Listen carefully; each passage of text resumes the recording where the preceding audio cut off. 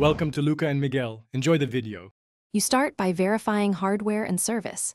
Confirm your handset supports 5G NR bands used by Vi and that the device is not carrier locked. Next, make sure your Vi SIM is active and provisioned for 5G on your account. If needed, request a 5G upgrade from Vi.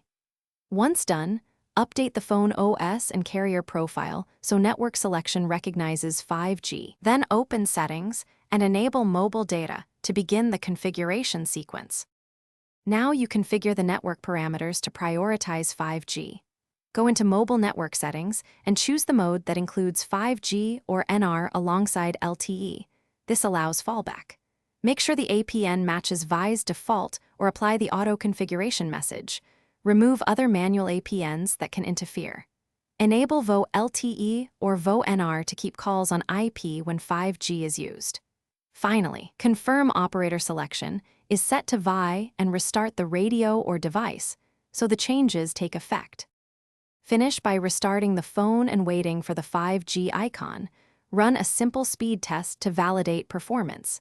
If you don't see 5G, toggle airplane mode and back, then reinsert the SIM and ensure you're in Vi coverage area.